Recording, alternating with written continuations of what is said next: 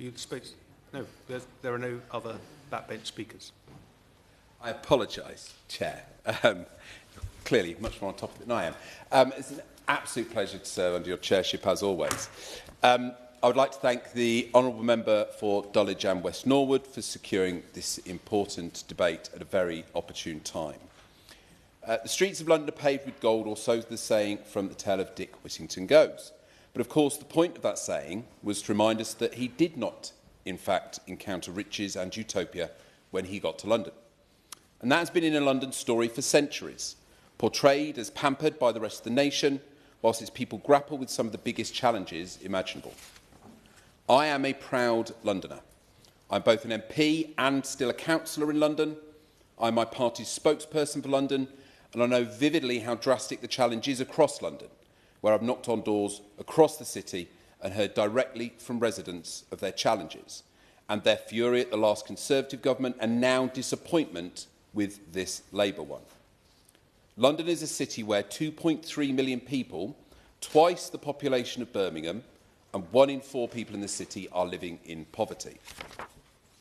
That figure, according to data from the Trust for London, rises to 38% for non-white households and 53% for single-parent households, where SEND deficits and adult social care deficits have thrown council finances into uncertainty for over a decade, where, perhaps most shockingly of all, a teacher in every school in the city can walk into their classroom in the morning knowing that, on average, at least one of their pupils at any given time is likely to be living in temporary accommodation. Year after year, councils in London have been asked to do more with less. And yes, reforming the system is long overdue, with the current formula not being properly updated in over a decade, and not to mention the fundamental unfairness of the council tax system to raise money for local services. But we were told by this government that there wouldn't be a return to austerity on their watch. And it was a claim that most of us could believe, not just because they are a Labour government with a social democratic tradition, but because they are a government full of former councillors and council leaders who have seen firsthand the reality of austerity is often most severe in local government. It's outrageous, therefore, that they have presented a funding review that simply doubles down on these disastrous cuts. And I'm going to use some examples here.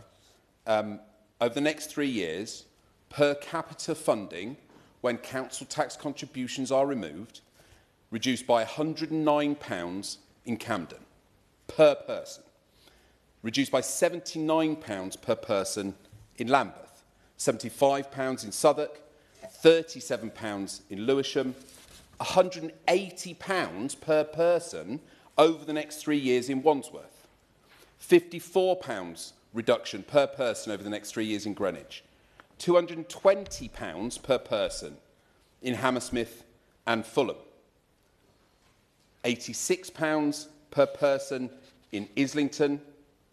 In Westminster, the figure is £247 per person reduction over the next 3 years.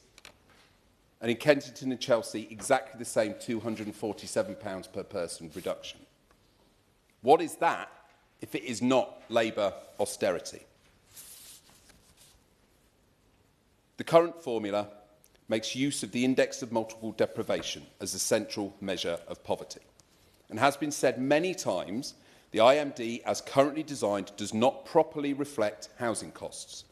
It does not properly reflect housing poverty. It does not properly reflect what it means to be poor in a city where rent alone can swallow well over half of a working person's income.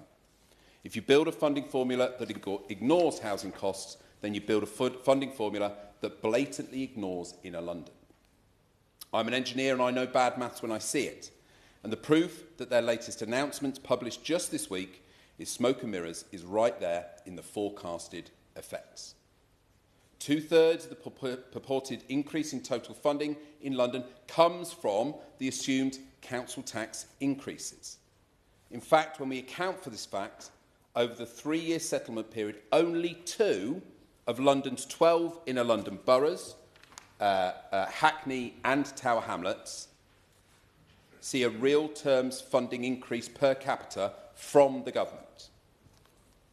Now, members opposite like to talk about the coalition period and austerity through that time.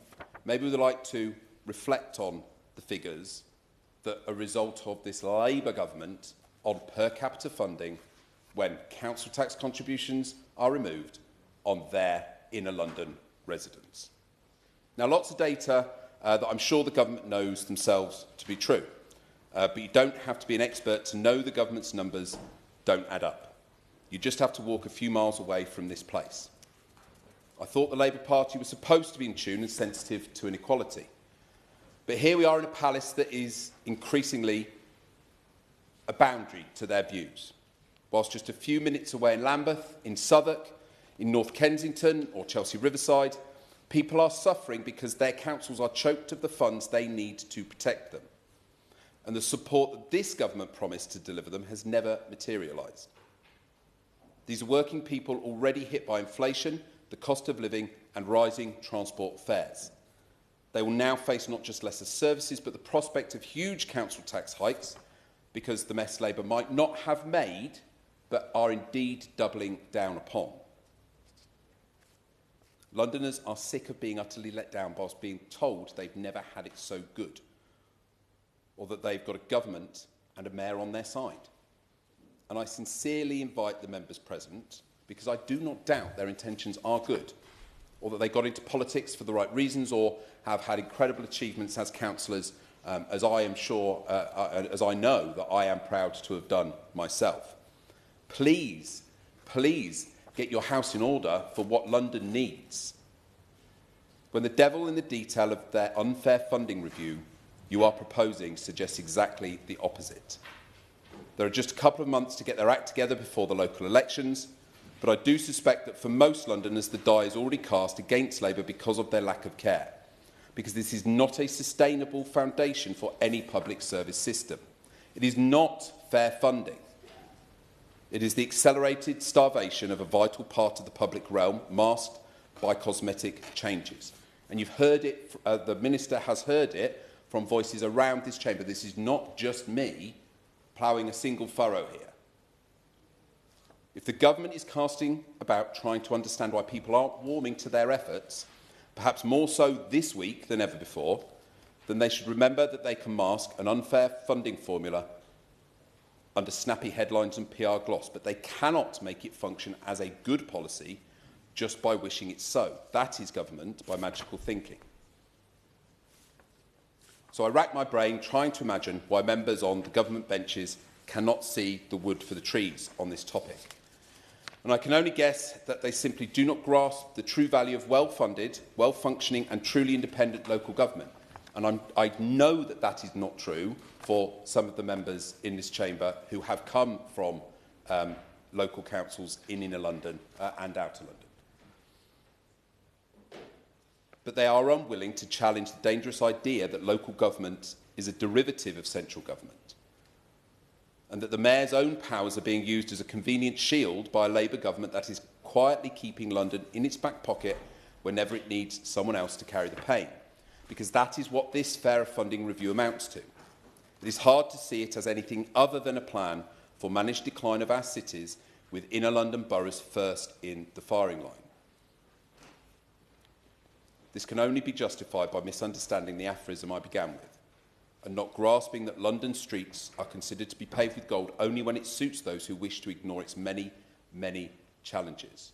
So I do invite the Minister to explain more clearly how a reduction in per capita funding over the next 3 years for residents in 10 of the 12 inner London boroughs that are the subject of this debate will result in better services for those residents. Thank you.